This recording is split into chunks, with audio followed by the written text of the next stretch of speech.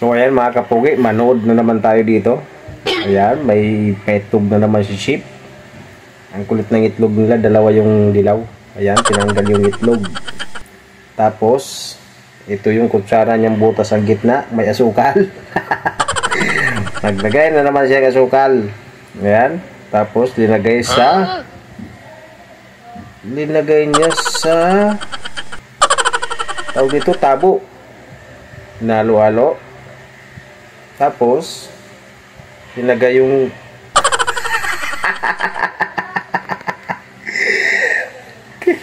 alam mo, nabubuwag na ako dito kay Sheep, oh. Tapos sinalapan niya yung arena, tapos binuhos lang.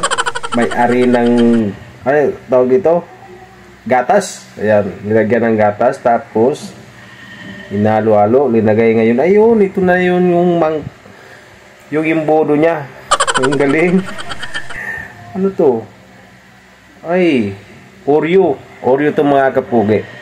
Tinanggal ang palaman. Ayan, sineperate niya yung palaman. Tapos, ninagay dito sa garapon yung, ayan, yung paimbudo. Gatas. Pagkatapos ito, ayun, shinik-shik yan. Walang blender si Sheep. Yung, ano nyo, salaan nyo.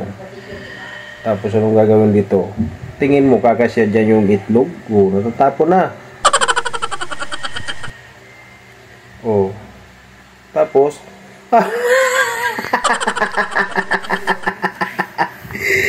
ano pa naman nangyayari dito, Sheep? Ano na? Sumasakit ang ulo ko sa'yo. Oh, may arena gamit ang sandok na may butas sa gitna. Ayan, minix-mix niya dyan. Oh, ang ganda ng lagayan niya. Ayan naman yung paimbudo niya. Sinalin ngayon dito sa isang lagayan. Maliit na garapon. Oh, di ba? Oh, di ba? Sinalin mo lang naman. Di nakakayanin ng imbudo. Ayan. Ay. Yung imbodo pala, takip na nung isang garapon. Ayun. Ayun. Anong gagawin? Oh. Ayun. Mukhang, ayun. Masarap ito mga kapugi. Ayan, oh. Oh. Masarap yan. Ayos din, oh. Tapos gumawa siya ng maliliit. Tapos anong gagawin dito sa maliliit na to? Ito yung palaman ng Oreo. Ilinagay niya dito. Ayun. Di ba? Alam mo to, Sheep, kahit kalukuhan sa umpisa, pero pag natapos mga kapugi, mukhang masarap naman yung mga natatapusan niya. Ayan, o. Mukhang masarap. Uy, may pa-endorsement pa siya ng kutsilyo. Oh, matalas daw. Egg. Ano to? Egg pie?